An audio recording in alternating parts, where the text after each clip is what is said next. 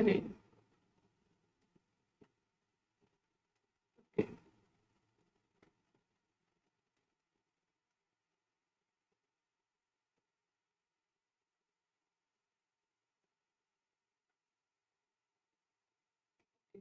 चलिए good morning all of you. मैं सरिता मिश्रा आप सभी के सेल्फ स्टडी क्लासेस पर स्वागत करती हूँ। उम्मीद करती हूँ कि आप सभी बिल्कुल स्वस्थ होंगे, प्रसन्न होंगे। बिल्कुल चलिए तो पूरे जोश के साथ क्लास को स्टार्ट करते हैं और उम्मीद करते हैं कि आपको बिल्कुल क्लास पसंद आएगी आज की। ठीक है, चलिए भाई, ऑडियो वीडियो सब कुछ क्लियर है तो एक बार यस टाइप कर दीजिए और बता दीजिए भाई कि कहीं पर कोई प्रॉब्लम तो नहीं है। किसी को प्रियंका, लवली, भागीरथ, गोवर्धन, सैमसंग, चलिए भाई सभी का स्वागत है पूरे दिल से। चलिए क्लास को स्टार्ट करते हैं। हाँ हिमांशी, गुड मॉर्निंग सभी को माय डियर फ्रेंड्स, है ना। चलिए क्लास स्टार्ट करते हैं। देखिए आप सभी यूट्यूब चैनल से तो वाकिफ ही हैं, सेल्फ स्टडी क्लासेस से हमारा ऐप भी है ना। तो प्ले स्टोर पर जाइए, ऐप को भी इंस्टॉल कर लीजिए। एक सेकंड, ठीक है। हाँ ऐप को इंस्टॉल करेंगे तो आपको, चाहे आप टीजीटी की प्रिपरेशन करते होंगे या पीजीटी, सुपर टेट, इसमें संपूर्ण साहित्य, संपूर्ण हिंदी आपको पढ़ाई जाती है। ऐप को इंस्टॉल कर लीजिए जाकर के, ऐसा कुछ आपको आइकॉन ऐप का मिलेगा। क्लियर हुआ सभी को? जो लोग चैनल पर नए हैं चैनल को सब्सक्राइब कर लेंगे और ऐप को भी इंस्टॉल कर लेंगे। ठीक है, सारी चीजें मिलती रहेगी। अगर आप सभी का जैसे कोई एग्जाम की, कोई बच्चा रीट की प्रिपरेशन कर रहा है, कोई सुपर टेट की कर रहा है, कोई एमपी टेट की कर रहा है ना, कोई यूपी टेट की कर रहा है, तो जैसे मैम सर के पापा की तबीयत कैसी, अभी तो मेरी बात नहीं हुई है आज सर से, है ना। अब बात करेंगे तो फिर हम आपको बिल्कुल शाम को बताएंगे। ठीक है, चलिए आज मेरी बात तो नहीं हुई है सर से, बात होगी तो फिर हम बताएंगे आपको कैसी है उनकी तबीयत। ठीक है, चलिए तो अब ये कोविड में कुछ कहा नहीं जा सकता, है ना। मेरी खुद की तबीयत आज 3 से 4 दिन कंटिन्यू है, वीकनेस बहुत ज्यादा है, बट मेडिसिन में ले रही हूँ डॉक्टर के कहने से। ठीक है, जो एक्स्ट्रा हो सकता है वो मैं ले रही हूँ, घर से ही ले रही हूँ, बट वीकनेस काफी है इसलिए ज्यादा उतना उत्साह नहीं आ पाता है। बट चिल करते हैं, क्वेश्चन आपके सामने रहेंगे, आप आंसर कीजिए। सभी स्वस्थ रहिए भाई। हाँ बिल्कुल, ओके। चलिए क्वेश्चन स्टार्ट करते हैं। आज का पहला क्वेश्चन देखते हैं कि हमारा आज का पहला क्वेश्चन क्या कह रहा है। बार बार किसी को नहीं बोलूंगी शेयर करने के लिए, तबीयत मेरी ज्यादा सही नहीं है। आप सभी हो सके तो शेयर कर दीजिएगा, क्योंकि एक शेयर से आपके न जाने कितने ही लोगों को फायदा मिल जाएगा, अगर कंटेंट उनके अकॉर्डिंग है तो। ठीक है, चलिए भाई, ओके। बाल गोविंद, लवली, रश्मि, रेखा, यामिनी, प्रियंका, चलिए भाई सभी का स्वागत है क्लास में। और देखिए कम से कम आप 50 प्लस जाया करिए, है ना, क्लास में 50 प्लस जाया करिए। तो इससे होता क्या है कि आपको डेली क्लास देने में मुझे भी मोटिवेशन मिल सकता है। ठीक है, चलिए ओके। देखिए पहला क्वेश्चन क्या कह रहा है, मैं हाइड कर देती हूँ कैमरे को, आप क्वेश्चन को आराम से पढ़ लीजिए भाई, क्वेश्चन को आराम से पढ़िए। देखिए हमारा क्वेश्चन क्या कह रहा है, शिक्षा के क्षेत्र में, देखिए क्वेश्चन को पढ़िए। शिक्षा के क्षेत्र में पाठचर्या, आपने कैरिकुलम, कैरिकुलम शब्दावली डॉट डॉट की ओर संकेत करती है। बताइए कौन सा ऑप्शन होगा। शिक्षण पद्धति एवं पढ़ाई जाने वाली क्या विषय वस्तु होती है। विद्यालय का संपूर्ण कार्यक्रम होता है। ऐसा लगता है कि पाठ्यक्रम पाठचर्या है, तो देखिए पाठ्यक्रम होता तो बात अलग थी, अगर पाठ्यक्रम होता तो बात अलग थी, लेकिन पाठ्यक्रम नहीं, एक चर्या है। जैसे आप कहते हो दिनचर्या, तो दिनचर्या ना होकर ये पाठचर्या है। तो अब जबकि दिनचर्या आपकी डेली रूटीन होती है, तो आप सभी को मालूम होता है ये हमारी डेली रूटीन होती है, तो दिनचर्या अलग बात हो गई। अब इसी से संबंधित पाठचर्या है, तो पाठचर्या में भी कहीं ना कहीं डेली रूटीन ही दिखाया जाता है, मतलब कार्यक्रम जो डेली का होता है, संपूर्ण कार्यक्रम, इसमें ये शो करके दिखाया जाता है, जो कि हमारे ऑप्शन नंबर बी में दिया है। देखिए चीजों को पकड़ना सीखिए, रटना हर एक बस की बात नहीं है किसी के, है ना हर चीज रटी जाती है। जीवन के ऐसे पड़ाव पर आप सभी हैं कि चीजों को समझिए। हाँ आपके पाठ्यचर्या में सभी संपूर्ण कार्यक्रम यहाँ पर आपको दिखाया जाता है, जिसमें विद्यार्थी के प्रतिदिन अनुभव क्या सीखता है, क्या नहीं सीखता, क्या अच्छा करता है, क्या बुरा करता है, सारी चीजों का इसमें इंक्लूड रहता है। ठीक है, चलिए अगले क्वेश्चन देखिए। दर्शु सरिता, लवली, रश्मि, बाल गोविंद सभी से एक रिक्वेस्ट जरूर करती हूँ कि आप सब भले, मैं क्लास देती हूँ डेली, मुझे कोई फोर्स नहीं करता क्लास को, सर का कहना यही रहता है कि आपको जैसा लगता है वो आप क्लास को कीजिए, है ना, आपको अच्छा लगता है तो मिलता है रिस्पॉन्स तो आप पढ़ाइए। देखिए अगर आप सब 50 प्लस जाते हैं, 50 प्लस जाते हैं तो आपकी क्लास कंटिन्यू होगी, नहीं तो वरना आप सभी को मालूम है कि 20-25 अगर रहेंगे तो फिर क्लास में उतना मोटिवेशन हमारा नहीं बन पाएगा। कम से कम 50 क्लास में जाएं तब तो फिर पढ़ाने का कोई आनंद है ना। चलिए देखिए, निःशक्त बच्चों के लिए समेकित शिक्षा की केंद्रीय प्रायोजित योजना का उद्देश्य है, निःशक्त बच्चों के लिए, जो बच्चे कैसे हैं, निःशक्त हैं, उन बच्चों के लिए समेकित मतलब समावेशी, आप सभी जानते हैं, शिक्षा की जो केंद्रीय प्रायोजित योजना का उद्देश्य है वो डॉट डॉट में निःशक्त बच्चों को शैक्षिक उपलब्ध कराना है, शैक्षिक अवसर उपलब्ध कराना है। तो कहां पर ऐसा होगा, बिल्कुल मुफ्त विद्यालयों में उपलब्ध कराना है, विशेष विद्यालयों में, नियमित विद्यालय। देखिए मुफ्त का मतलब फ्री, तो फ्री ऑफ एजुकेशन से मतलब नहीं है, बच्चे का मतलब ऐसा है कि विकास हो पाए, बच्चे का मतलब यह है कि बच्चा चार लोगों के बीच बैठेगा, चार तरह की बातें सुनेगा, चार लोगों की प्रतिभाओं को जानेगा। तो चूंकि एक नियमित विद्यालय में जो बच्चा होगा तो यहाँ पर सामान्य बच्चा भी होगा, प्रतिभाशाली बच्चा भी होगा, हर एक प्रकार का बच्चा यहाँ पर होगा। तो हाँ, हमारा ऑप्शन सी बिल्कुल क्लियर हो जाता है, क्योंकि यहीं पर वो बच्चे हैं जो सभी प्रकार के बच्चे यहाँ पर रहते हैं। ठीक है, हाँ चलिए भाई, ओके, वेल डन। अगला क्वेश्चन देखते हैं, क्वेश्चन को आराम से पढ़िए। अब देखिए क्वेश्चन हमारा क्या कह रहा है भाई। 50 आप सभी लाइव हो जाइए, 50 फ्रेंड्स आज अपने लाइव फ्रेंड्स को जोड़ना है ना। 25 आप सभी हैं, 25 और जोड़ना है, जल्दी कीजिएगा सभी फ्रेंड्स।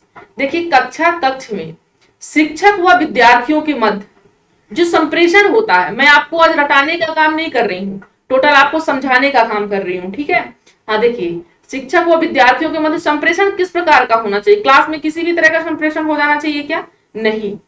देखिए पाठ्य पुस्तक केंद्रित होना चाहिए, विद्यार्थी केंद्रित होना चाहिए, शिक्षक केंद्रित होना, उद्देश्यपूर्ण।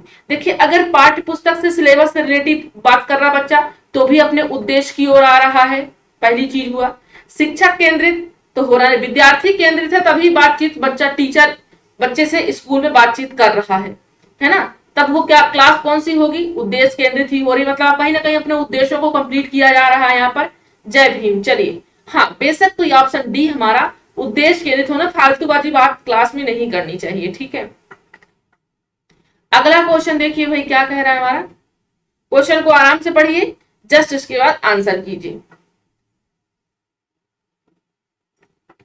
शिक्षा को बाल केंद्रित शिक्षा माना जाता है जब कोई शिक्षा बाल केंद्रित, बाल का मतलब बालकों से, केंद्र मतलब जो केंद्र में रखे जाएं, जब बालक केंद्र में रखे जाएं शिक्षा माना जाता है। कब माना जाता है, पहला है बालक के व्यक्तित्व का, मतलब जो पर्सनालिटी है ना, पर्सनालिटी को उससे तात्पर्य हो गया शारीरिक, मानसिक, उसका बिहेवियर, हर एक चीज मैटर करता है व्यक्तित्व में आपके आता, आपके बोलने का तरीका, आपके रहने का तरीका, आपके जीवन जीने का तरीका, आपके सोशल मीडिया में उतरने का तरीका, है ना, सारी चीजों का जो संपूर्ण विकास होता है वो व्यक्तित्व कहलाता है।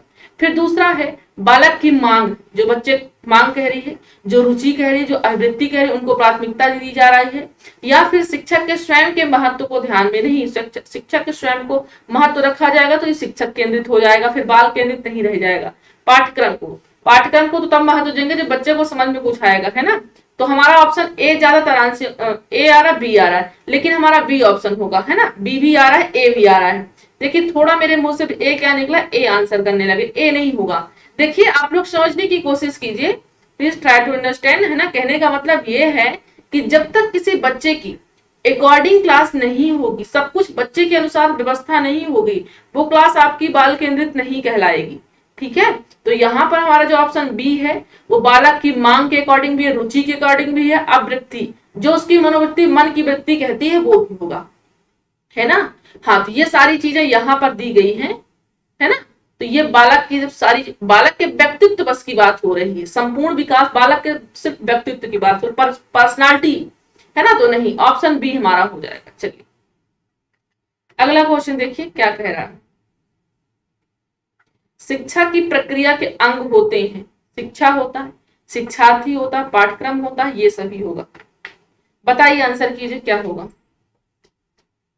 शिक्षा की प्रक्रिया के अंग होते हैं, कौन कौन से अंग होते हैं भाई? क्लास को शेयर कर दीजिए सभी फ्रेंड्स, क्लास को शेयर कर दीजिए। मैम 3 को चेक करो, उसका बी सही होगा।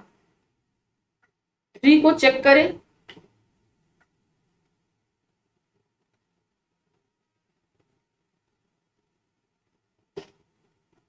यहां पर क्वेश्चन क्या पूछ रखा है आप ध्यान दीजिए। जिन्होंने कह रखे बी विद्यार्थी केंद्रित, हम कह रहे हैं ये थोड़ी ना कह रहे विद्यार्थी केंद्रित आपका गलत होता है।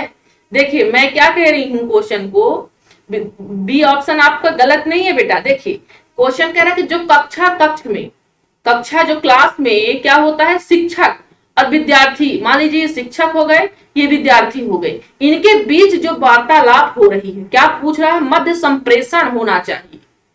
जो संप्रेषण होना चाहिए, शिक्षा नहीं पूछा गया है ना। हाँ, संप्रेषण का मतलब जो बातचीत हो रही, उनके मध्य जो दोनों के बीच में बातचीत हो रही है वो किस प्रकार की होनी चाहिए, तो वो उद्देश्य केंद्रित होनी चाहिए। उद्देश्य का मतलब कोई ना कोई उद्देश्य से बात होनी चाहिए। नहीं मैम डी होगा, हाँ डी ऑप्शन इसका होगा, है ना। तो विद्यार्थी केंद्रित, चूंकि बातचीत अगर टीचर कर रहा है बच्चे से, तो कहीं ना कहीं विद्यार्थी केंद्रित है, तभी बच्चे से बातचीत करने दिया जा रहा है क्लास में, नहीं तो साइलेंट मोड में रख दिया जाता क्लास को, है ना। हाँ साइलेंट मोड में रख दिया जाता। तो इसलिए ये आपका उद्देश्य के लिए तो बेशक हुआ, तभी आपका विद्यार्थी भी बात कर पा रहा टीचर से, नहीं तो किसी किसी क्लास में तो अलाउ ही नहीं करते बच्चे को बात करने को टीचर से, है ना। मैथ के टीचर से अक्सर बच्चे इतना ज्यादा डरते हैं कि मैम 2 किताबों में यही पढ़ा। हाँ किताबें आपकी जो कहती हैं, हम नहीं कहते कि आपकी किताबें गलत हो सकती हैं, और भी सर्च कीजिए, है ना। हाँ लेकिन मेरे समझ से जो आपकी विद्यार्थी केंद्रित है, बच्चा बात कर रहा है, टीचर बात कर रहा है, तो उद्देश्य में भी आ रहा है, ठीक है। ऑप्शन डी है। चलिए ओके, अगला क्वेश्चन देखते हैं। हाँ नेक्स्ट क्वेश्चन देखिए क्या कह रहा है। हाँ, शिक्षा की प्रक्रिया के अंग होते हैं, इसीलिए ज्यादा राइटरों की किताब मत पढ़ा करिए, है ना। 1-2 फॉलो कीजिए, उसी पर देखिए। मैं आपको किसी दिन बुक भी बता दूंगी, कौन कौन सी बुक आपको प्रेफर करना है, कौन कौन सी बुकों से आप पढ़े, ज्यादा बुक से पढ़ते हैं कंफ्यूजन होता है ना। देखिए शिक्षा की प्रक्रिया के अंग कौन कौन से होते हैं, शिक्षा बेशक होती है, शिक्षार्थी भी होते हैं, सिलेबस भी। अब देखिए यहाँ पर शिक्षा भी है, अंग की बात हो रही, तो शिक्षार्थी भी आ गया उसी में, सिलेबस भी आ गया उसमें, इसलिए ये सभी आपका डी ऑप्शन हो जाएगा। हेलो संगीता, बिल्कुल स्वागत है सभी का। चलिए अगला क्वेश्चन देखिए और आंसर कीजिए क्या होगा। तीनों अंग है, हाँ बिल्कुल भागीरथ जी। देखिए नेक्स्ट क्वेश्चन क्या कह रहा है आपका, थर्स्टन का बुद्धि सिद्धांत माना जाता है एक कारक सिद्धांत, द्विकारक, बहुकारक, समूह कारक, बताइए। 50+ आज सभी को जाना है, आप सभी को, ठीक है। 32 आप सभी हैं, 50+ जाना है आज।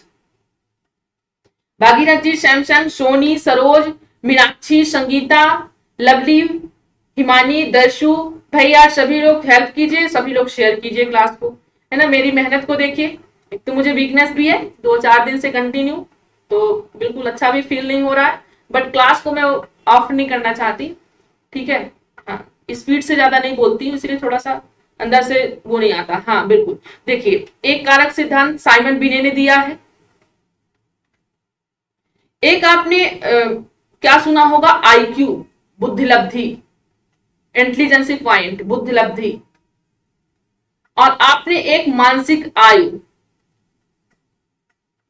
बताइए इनमें से मानसिक आयु का संप्रत्यय, मानसिक आयु का जो संप्रत्यय है, मतलब कि जो दिया है उन्होंने, जो मानसिक आयु को दिया है, ये किसने दिया है, और बुद्धिलब्धि को किसने दिया। बहुत कंफ्यूजन होता है, बच्चे बहुत कंफ्यूजन में रहते हैं, क्योंकि ये थोड़ा सा डिफरेंस होता है इसमें, तो बच्चे समझ ही नहीं पाते कौन सा। मस्त बोलती हो ma'am, thank you Deepak. Ma'am आप हमको आपकी क्लास नहीं मिलती, मेरे दोस्त बुला कर लाते हैं और मैं आपकी क्लास सर्च करके आई हूँ। थैंक यू ममता, अगर मेरी क्लास आपको अच्छी लगती है तो थैंक यू सो मच। आप लोग तो भाई क्लास को पढ़िए, आराम से पढ़िए, आप बहुत मेहनत कर रही है मैम, आपको भगवान हमेशा अच्छा रखे, हम लोगों की शुभकामनाएं आपके साथ मस्त रहिए। Thank you Sangeeta, God bless you, आप सब भी बिल्कुल खुश रहे। देखिए एक चीज आप नोट कर लीजिएगा, यहाँ से क्वेश्चन बहुत बनता है और बहुत बच्चे परेशान हो जाते हैं, अलग अलग बुकों में अलग अलग बताया है। बुद्धिलब्धि जो IQ का संप्रत्यय किसने दिया है, यहाँ पर कौन दिया है, टर्मन ने दिया है। पहले तो एस्टर्न ने भी दिया है, 1912 में एस्टर्न ने दिया था, लेकिन इसको IQ को बढ़ाने का काम टर्मन ने किया था, है ना। किसने किया था यहाँ पर, टर्मन ने किया था, इसलिए मेन संप्रत्यय जो आईक्यू का जाता है वो टर्मन को जाता है। तो जब भी आंसर क्वेश्चन बनेगा तो टर्मन कीजिएगा। अब जब बात आएगी मानसिक आयु की, एमए मेंटल एज, है ना, मानसिक आयु की बात आएगी तो बिने होगा, ध्यान दीजिएगा, बिने, साइमन बिने होगा, ठीक है। मानसिक आयु का संप्रत्यय साइमन बिने ने दिया था और बुद्धिलब्धि यानी आईक्यू का संप्रत्यय टर्मन ने दिया था, ठीक है। हाँ बिल्कुल, टर्मन ने, बिल्कुल। देखिए अब एक कारक सिद्धांत किसने दिया है, साइमन बिने ने दिया है। इनका कहना है कि बुद्धि एक प्रकार की होती है, ठीक है। द्विकारक सिद्धांत स्पीयरमैन ने दिया है, किसने दिया है, स्पीयरमैन ने दिया है। कौन कौन सा, एक जी फैक्टर दिया है, एक एस फैक्टर। जी फैक्टर को क्या कहते हैं, वो जनरल फैक्टर यानी सामान्य कारक। दूसरा एस, एस को क्या कहते हैं, स्पेसिफिक यानी विशिष्ट कारक। कहने का मतलब होता है कि जो जनरल पार्ट होता है, सामान्य बुद्धि जो होती है वो हर व्यक्ति में होती है, लेकिन जो विशिष्ट बुद्धि, ये जो सामान्य बुद्धि होती है वो जन्मजात होती है, हर व्यक्ति के पास होती है। लेकिन यहाँ पर जो विशिष्ट बुद्धि होती है वो किसी पर्टिकुलर सब्जेक्ट के द्वारा ही आपको मिलती है। कहने का मतलब है आपने कोई सब्जेक्ट की कमांड आपकी अच्छी बना रखी है, आपने कोई सब्जेक्ट की कमांड अच्छी बना रखी है, तो आपकी बुद्धि लब्धि जो है मैथ के प्रति ज्यादा डेडिकेट होगी, ज्यादा अच्छी आपकी रहेगी, ठीक है। तो ये विशिष्ट आपका जो पार्ट हो जाएगा वो विशिष्ट है ना, समूह कारक के बिल्कुल थर्स्टन ने दिया है, ठीक है। बुद्धि को 7 प्रकार से इन्होंने बताया है। एक बार मैं इसको भी बता देती हूँ, है ना, बिल्कुल। एक सेकंड का वेट कीजिएगा। कोई भाई इरिटेट तो नहीं हो रहा है अगर मैं ज्यादा क्लास में एक क्वेश्चन में और भी आपको कॉन्सेप्ट बता देती हूँ? कोई भी बच्चा अगर थोड़ा सा भी परेशान होगा कि मुझे इस तरह की क्लास नहीं चाहिए, तो भाई अपनी क्लास हम सिर्फ एबीसी करके निकल जाया करेंगे, मुझे कोई एतराज नहीं है, ठीक है। आप सबके अकॉर्डिंग क्लास रहा करेगी। अगर आपको अच्छा लगता है तो फिर हम बताएंगे। सुखलेश जी इतने दिनों से बोल रहा था आपसे क्लास करने के लिए, आज आधी आई। ओके, देखिए समूह कारक सिद्धांत में 7 प्रकार के फैक्टर यहाँ पर दिए हैं। इसको क्या कहते हैं, शॉर्ट में पीएमए कहते हैं, है ना, क्या कहते हैं, पीएमए। हाँ, primary mental abilities, primary mental abilities 7 प्रकार की इन्होंने बताई है ना। पहला इन्होंने वर्बल मीनिंग पर बताई है। वर्बल मीनिंग का मतलब है, किसे आप शॉर्ट में भी कह सकते हो, शाब्दिक शब्द से मतलब होता है इसमें। दूसरा आपको कौन सा होता है, आपका वर्ड फ्लुएंसी, शब्द प्रवाह, वर्ड फ्लुएंसी, इसको भी आप डब्ल्यू में वर्ड से आप जोड़ सकते हो। तीसरा आपका होता है दैसिक क्षमता, दैसिक क्षमता, इसको आप और किस नाम से जान सकते हो, स्थानिक क्षमता के नाम से भी जान सकते हो। शॉर्ट में इसको दैसिक क्षमता को स्पिरिचुअल एबिलिटीज एस से कह सकते हो, शॉर्ट में एस कह सकते हो। कीवर्ड बना लीजिएगा तो आपको याद हो जाएगा। फिर आपका न्यूमेरिकल हो जाता है, न्यूमेरिकल एन हो जाएगा। फिर 5वां आपका हो जाता है रीजनिंग, रीजनिंग आर हो जाएगा। फिर 6वां आपका हो जाएगा मेमोरी, है ना, मेमोरी, स्मृति, हाँ बिल्कुल। चलिए, फिर आपका लास्ट हो जाता है प्रत्यक्षणात्मक, परसेप्चुअल, जिसको आप देख सकते। क्लियर हुआ सभी को भाई? हाँ, एक बार नोट कर लीजिएगा आप सभी लोग। हाँ चलिए, बिल्कुल स्क्रीनशॉट ले लीजिएगा। जस्ट इसके बाद हम अगला क्वेश्चन की बात करते हैं। चलिए अगला क्वेश्चन देखिए, पढ़िए। मैं जानती हूँ कोई बच्चा नया नहीं होता है, सबको सारी चीजें मालूम, डिटेल क्लास सही रहता है मैम, और आप डिटेल में बताती हैं, धन्यवाद। देखिए, आपको ऐसा नहीं है कि आपने कोई बुक नहीं पढ़ी है, कहीं आपने पढ़ा नहीं है। मायने ये रखता है कि आपको प्रैक्टिस करने के लिए कितनी सारी, हो सकता है आपको कोई चीज भूल गई हो, आप कॉन्सेप्ट में देख लेते हैं तो आपको याद आ जाता है। अब आपका मकसद तो यही है कि टाइम पास करना तो नहीं है, आपको यहाँ पर समझने आते हो, किसी न किसी एग्जाम की प्रिपरेशन कर रहे होते हो, तो अपने लक्ष्य को बिल्कुल एक स्थान दीजिए, दिशा दीजिए। मेरे 3 फ्रेंड्स क्लास में बुलाए, सभी 3 लोगों को क्लास में जुड़ेंगे तो जुड़ेंगे। सभी भाई क्लास को शेयर कीजिए। हाँ, दीपक तो कर दिए हैं। देखिए क्वेश्चन क्या कह रहा है, पृथक पृथक यानी अलग अलग समजाति, समान जात के, अलग अलग समाज के, अलग अलग जातियों के, समूहों के व्यक्ति के प्रति आप बच्चों के प्रति जो आवृत्ति बनाते हो, अलग अलग, मान लीजिए कि ये दूसरे जाति का, दूसरे जाति का, दूसरे जाति के, दूसरे स्थान से आए, इतने सारे बच्चे अगर जुड़ते हैं तो ये बच्चे, जया त्रिपाठी स्वागत है आपका जया। तो अगर बच्चे अलग अलग समूहों से, अलग अलग प्रजातियों से आए, प्रजातियों को तो नहीं कह सकते हो, तो अलग जाति ही हो जाएगी, बट अलग अलग समूहों से अगर बच्चे आते हैं तो उनके प्रति आपकी जो मेंटेलिटी रहेगी वो कैसी रहेगी, उनके अभिभावकों की आवृत्ति पर रहेगी, उनके समकक्षों के आवृत्ति पर रहेगी, दूरदर्शन के प्रभाव या फिर उनके सहोदरों की अभिवृत्ति पर? बताइए। साधारणतया बोला जा रहा है, साधारणतया।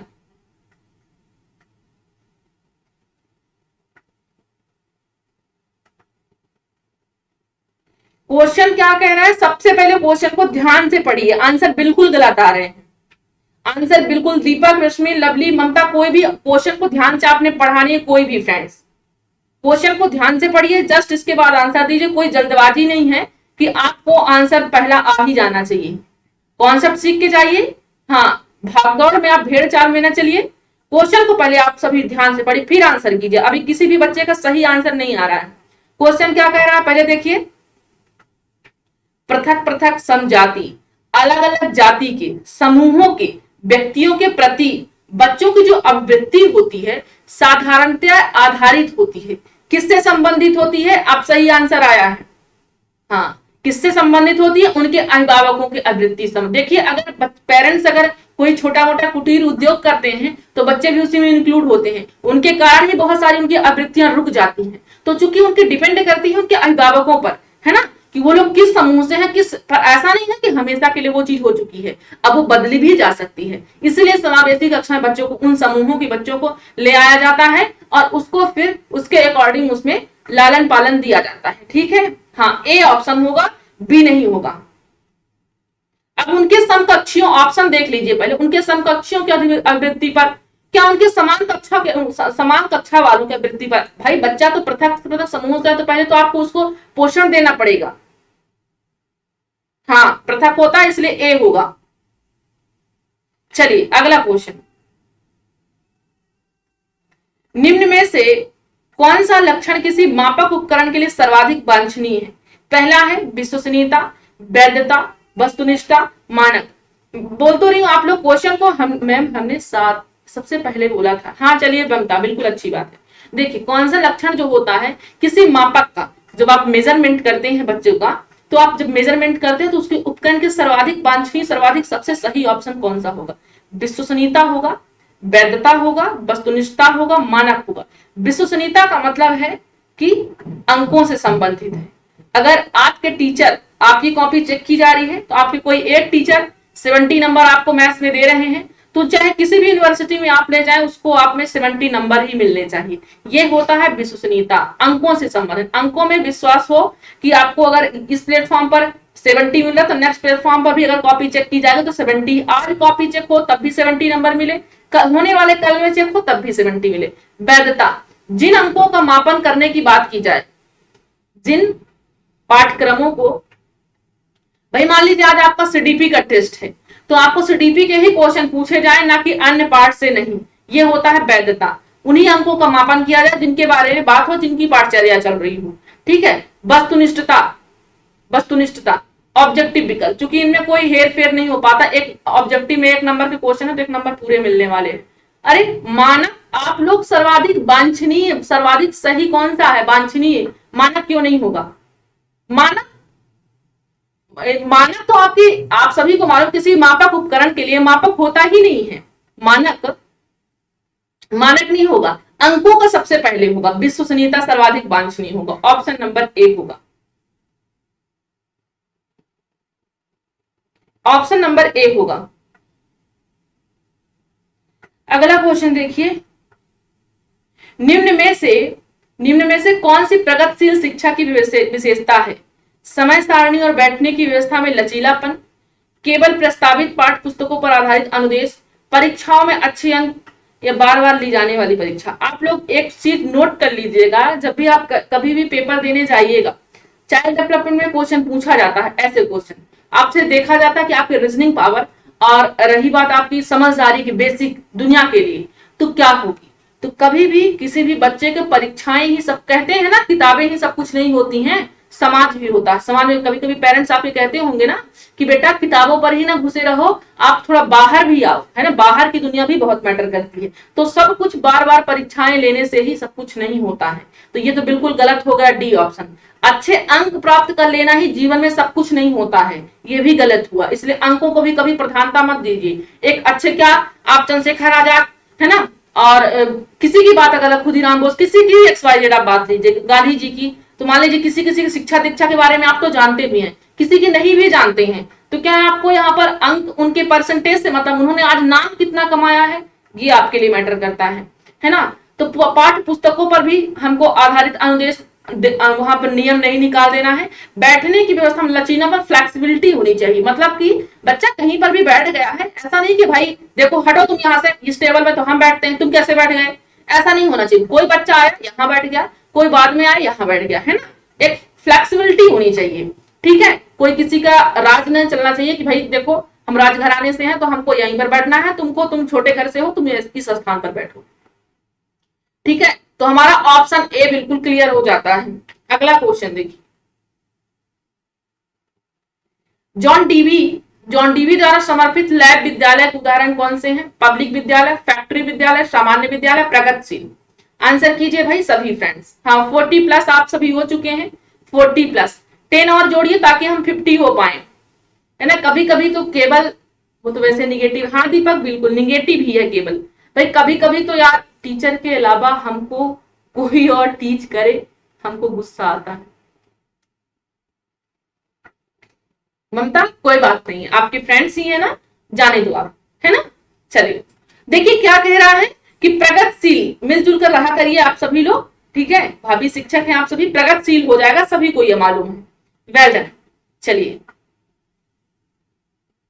एक फैमिली बनकर रहा करिए, है ना, एक दूसरे की बात सुनिए, समझिए, आंसर कीजिए। देखिए एक बाल केंद्रित कक्षा में बच्चे सामान्यतः कैसे सीखते हैं? अब यहाँ पर बताया गया है बाल केंद्रित, बालक को केंद्र में रखा गया है। अब जहां पर बच्चे को बालक को केंद्रित में रखा जाएगा वहां पर क्या होगा? व्यक्तिगत और सामूहिक दोनों रूप में वहां पर होगा। मुख्य रूप से शिक्षा होगा वहां पर, व्यक्तिगत रूप से देखा जाएगा या समूहों में देखा जाएगा, बताइए।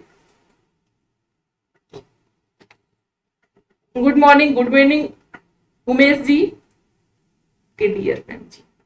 चलिए अच्छी बात, आपने बात मानी, अच्छी बात। चलिए अच्छे बच्चे की यही निशानी होती है। देखिए व्यक्तिगत रूप से भी बाल केंद्रित मानी जाती है और सामूहिक रूप से, है ना। हमारा मैम आज 30 क्वेश्चन है ना क्लास में, सॉरी दीपक जी 30 क्वेश्चन तो नहीं है, हमारे 20 क्वेश्चन ही है। चलिए अगला क्वेश्चन देखिए क्या कह रहा है।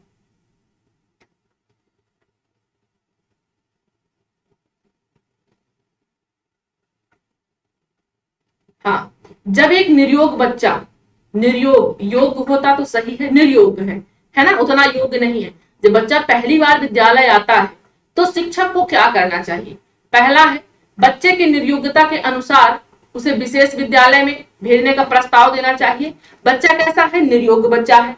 अब जब निर्योग बच्चा पहली बार विद्यालय में आता है तो शिक्षक को क्या करना चाहिए? बच्चे के निर्योग्यता के अनुसार, बच्चा जिस प्रकार का है, अगर जीरो कुछ भी नहीं जानता है तो उसको क्या आप विशेष विद्यालय में ले जाकर डाल देंगे कि ये सब कुछ जानने लगे? हाँ गुड गर्ल ममता, भेजने का प्रस्ताव देना चाहिए। उसे अन्य विद्यार्थियों से अलग, देखिए अगर हम अलग कर देंगे तो काहे की समावेशी, तो ये तो गलत हुआ। प्रवेश परीक्षा, अब बच्चा तो नियोग है, कुछ भी नहीं जानता, जीरो तक जानता नहीं है, तो आप क्या उसका एंट्रेंस लोगे, तो ये भी गलत हुआ आपका। सरकारी योजना विकसित करने के लिए बच्चे के माता पिता के साथ चर्चा करनी चाहिए। अब बच्चा निर्योग है, पहले ही आप सरकारी योजनाएं, पहले आप बच्चे को सिखाइए पढ़ाइए तब तो किसी योजना का मतलब होगा। या बच्चे को क्या ले जा करके सरकारी योजना विकसित कर देंगे? देखिए क्या होगा ऑप्शन यहां पर,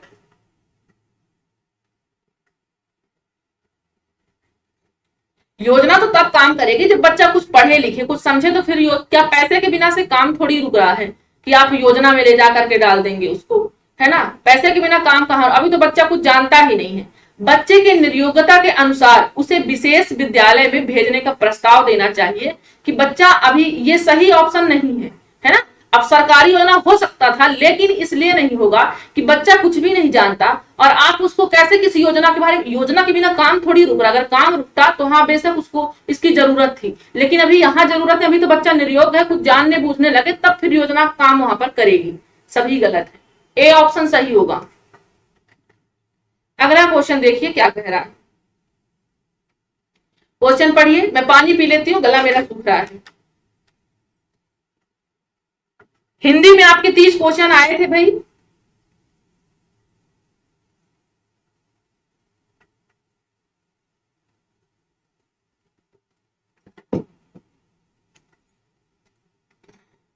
देखो दीपक, एक क्लास की लिमिट रहती है, टाइमिंग की लिमिट रहती है। हमें भी वो टाइमिंग दी गई है क्लास के द्वारा।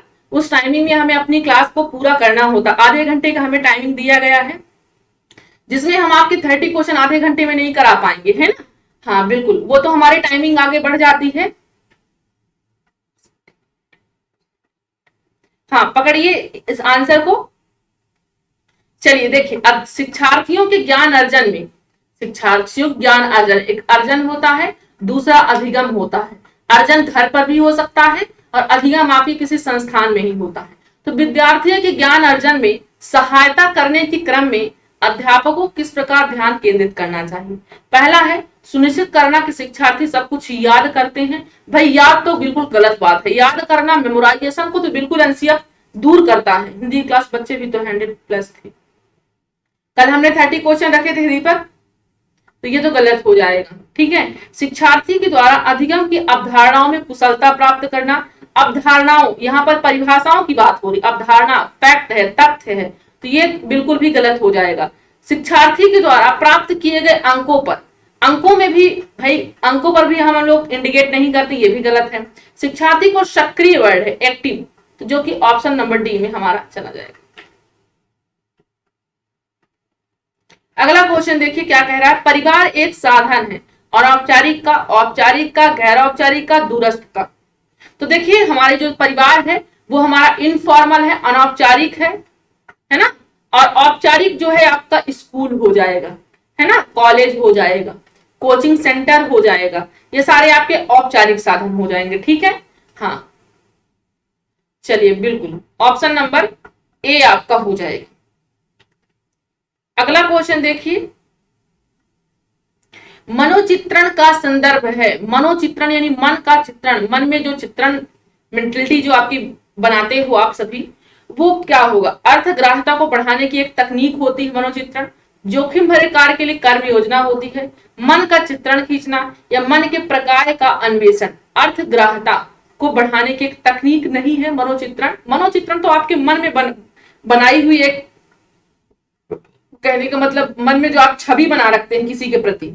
हाँ बिल्कुल डी ऑप्शन होगा, मन के प्रकार का अन्वेषण। अन्वेषण खोजबीन कर रहा है, खोजबीन तर्क कर रहा है, जो कि अन्वेषण करते हैं खोजबीन भी होती है ना। हाँ जैसे आगमन विधि में होती है। तो हमारा डी ऑप्शन बिल्कुल क्लियर हो जाएगा, बिल्कुल। नेक्स्ट क्वेश्चन देखिए क्या कह रहा है। शिक्षा का उद्देश्य होना चाहिए, शिक्षा का उद्देश्य क्या होना चाहिए, आंसर कीजिए।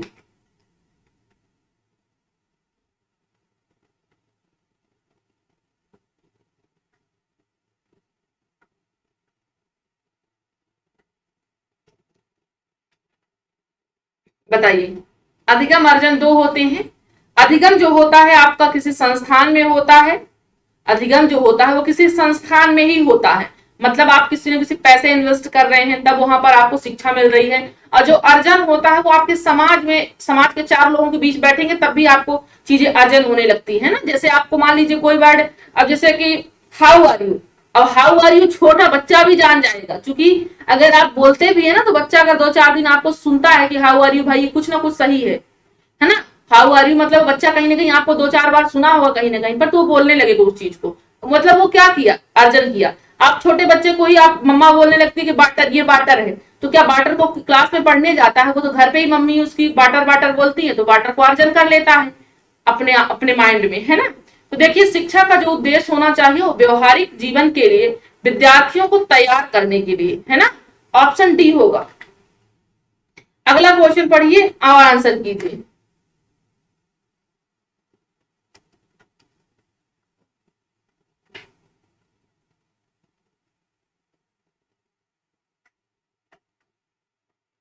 बताइए राइट ऑप्शन किसको होगा। विद्यार्थियों में प्रत्यय विकास या निर्माण के लिए शिक्षक को क्या करना चाहिए।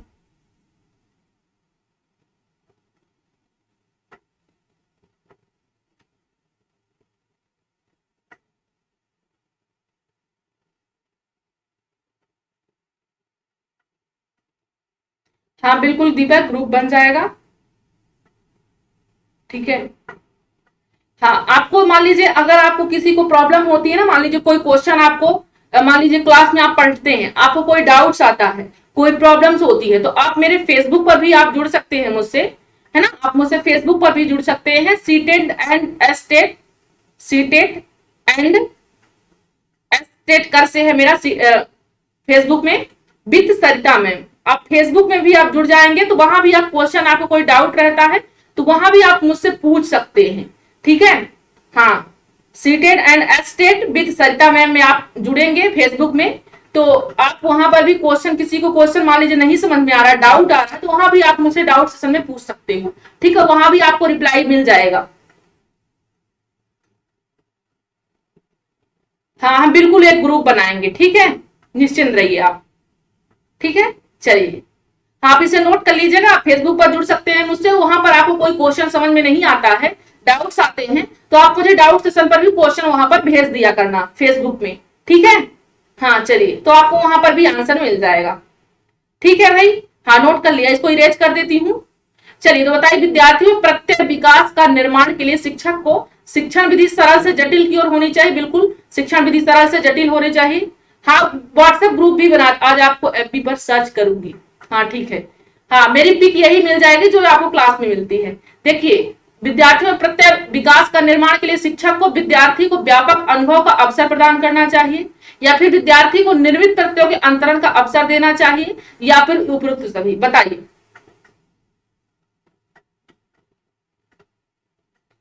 कोई बात नहीं मुकेश, डी ऑप्शन हो जाएगा, है ना, सभी चीज हो जाएगा। अगला क्वेश्चन देखिए, अगला क्वेश्चन क्या कह रहा है।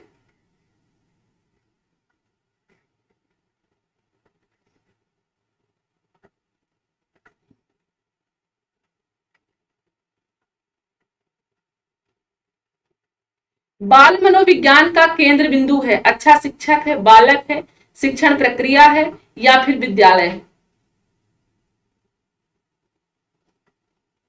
बाल मनोविज्ञान का केंद्र बिंदु जो होता है वो कौन सा होता है, बालक होता है ना, सेंटर पे किसको माना जाता है, बालक को माना जाता है। हाँ, अगला क्वेश्चन देखिए, आंसर कीजिए। बाइगोस्की बाइगोस्की ने बालक विकास के बारे में क्या कहा है। यह संस्कारों की अनुवांशिकी के कारण होता है, जो बालक का विकास होता है। क्वेश्चन को ध्यान से पढ़ा करिए, ऐसा नहीं है कि आप लोग को आता नहीं है। मैम आज व्हाट्सएप ग्रुप बना लेना। हाँ बिल्कुल दीपक जी, व्हाट्सएप ग्रुप हम बनाएंगे, आप निश्चिंत रहिए।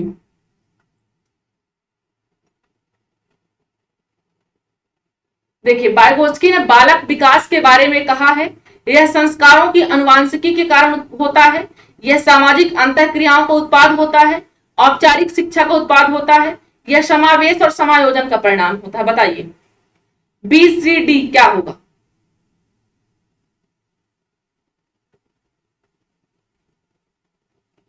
बाइगोस्की ने बालक विकास के बारे में कहा है, यह संस्कारों की अनुवांशिकी के कारण होता है, यह सामाजिक अंतःक्रियाओं का उत्पाद होता है, औपचारिक शिक्षा का उत्पाद होता है, यह समावेश और समायोजन का परिणाम होता है, बताइए।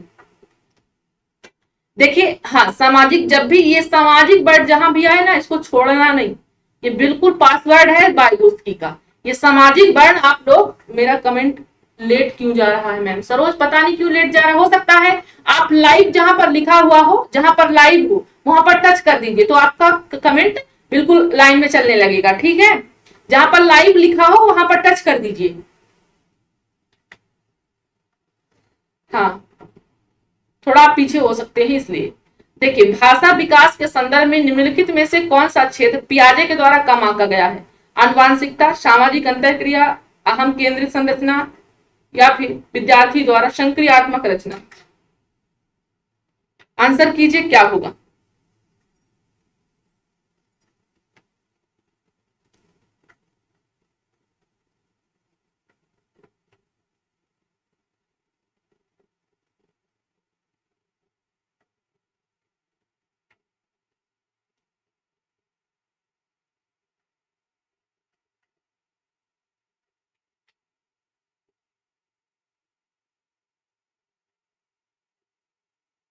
बी आ रहा है, ज्यादातर आंसर साथियों को बी आ रहा है।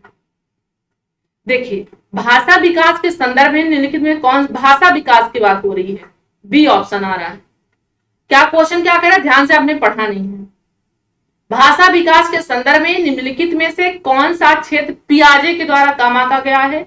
अनुवांशिकता है ना, अनुवांशिकता होगा, सामाजिक अंतःक्रिया होगा, अहम केंद्रित होगा, विद्यार्थी द्वारा संक्रियात्मक, बिल्कुल ऑप्शन बी हो जाएगा। सामाजिक अंतःक्रिया इनके द्वारा नहीं आकी गई है, वाइगोत्स्की के द्वारा आकी गई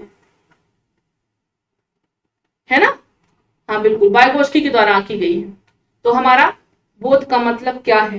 बोध का मतलब बहुत पॉजिटिव है, बोध का मतलब बहुत पॉजिटिव है, बहुत अच्छी चीज है बोध। बोध का मतलब है आपके माइंड मैप, जो आप माइंड से सोचते हो, खुद से सोचते हो, रटते नहीं हो, समझते हो, चीजों को खोज करते हो। अब बोध का मतलब बहुत मतलब कि पॉजिटिव है, कोई रटने की बात बोध नहीं है। बोध है जानना, बोध है समझना, है ना, रीजनिंग पावर है ना कि रटना नहीं है। ठीक है, एक रीजनिंग पावर है जो आपके माइंड में उत्पन्न होता है। ठीक है, जब आप किसी चीज का बोध होता है, कहते हैं ना कि गौतम बुद्ध को बोध गया की प्राप्ति हुई, मतलब उनको बोध गया, वो गए थे वहां पर, किस चीज की प्राप्ति हुई, वो तो स्थान है मान लीजिए बोध गया।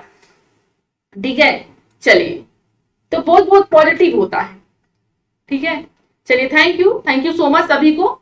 चलिए, तो मैं बोध का मतलब ज्ञात करना होता है, समझना, हाँ बेशक वही है, समझना ही होता है ना। मतलब सब कुछ पॉजिटिव, निगेटिव कुछ भी नहीं होता है, पॉजिटिव ही सब कुछ होता है। वो मान लीजिए कि आप अपने माइंड से काम कर रहे हैं। तो चलिए भाई, क्लास हमारी आज यही थी। डेली क्लास का शेड्यूल रहता है सीडीपी, सुबह के 11 बजे डेली रहता है, इसी समय पर यूट्यूब चैनल पर ही, सेल्फ स्टडी पर ही रहता है, मैं ही पढ़ाती हूँ। ठीक है, और रात्रि को 8 बजे हिंदी व्याकरण रहती है।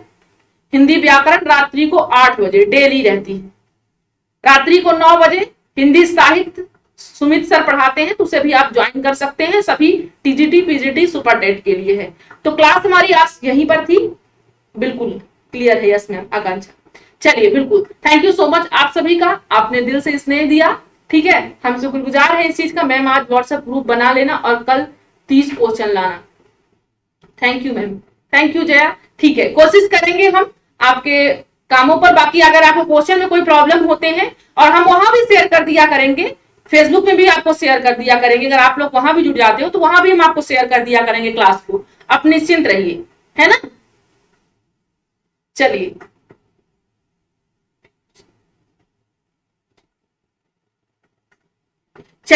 Okay, thank you so much, bye bye, take care, सभी अपना ख्याल रखें। मिलेंगे रात्रि के सेशन में, तब तक अपना ख्याल रखेंगे और अपनी पूरी क्लास को रिवीजन करते रहेंगे। ठीक है, चलिए भाई, थैंक यू सो मच।